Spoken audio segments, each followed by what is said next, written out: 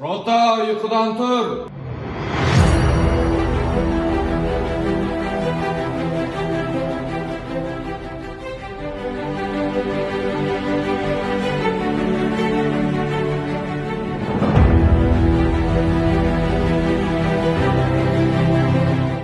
Ұшқыр ойы асқан шеберлік, қайрат пен жігер көпшілік бойынан табыла бермес қасиеттер. Бұл қасиеттерді сарбаз санаулы уақытта шыңдап үлгереді. Аталмыш сюжеттен әскери бөлімдегі жауынгерлердің тыныс тіршілігін бірге қарап, көзімізді жеткізетін боламыз.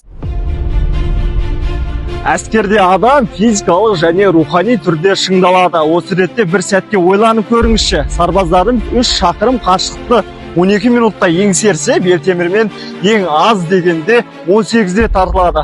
Ал бұл сіздің қолыңыздан келеді ме? Иә, жауабыңыз қандай болса да ойлаған нәтижеге жету екінің бірінің қолынан келе бермес. Сырт келбеті нақтырақ айтқанда киім мен шаш үлгісі де тәртіптен қалыспайды.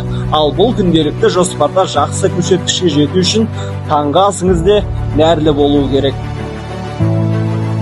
Таң жарығымен жарыса жөнеле бір шама калорий да кетті. Мінекей оның орнын дәмді, бастысы тұла боймен сана ойға пайдалы тағаммен толықтырмақпыз.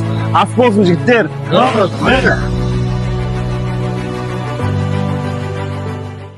Борышын өтеп жатқан сарбаздар сақадай сап түзеп, саптық жүріспен ұрыс тәсілдерінен бөлек аса қуатты техникамен жұмыс істеп машықтанады.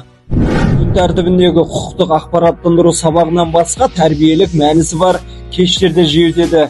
Концерт, жайдарман ойындары, түрлі интеллектуалдық сайыстар, атап айтсақ, ұлттық ойындар, тоғызқұмалақ, шахмат сынды сарбаз санасында серпін беретін ойындарда өзара өткізіліп тұрады. Атмаған белдер ай, түн қаптаған туған жер. Туған жер өзің дегенде, жүрегім әркез елеңде. Bir сезімейлер паралау, жүрегімді үстін қалады.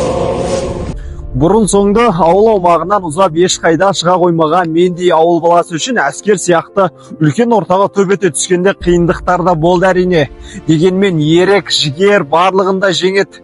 Қазіргі таңда әскерден жалтарып жүрген жастар көп мүмкіндіктерден құр қалып жатыр деп ойлаймын.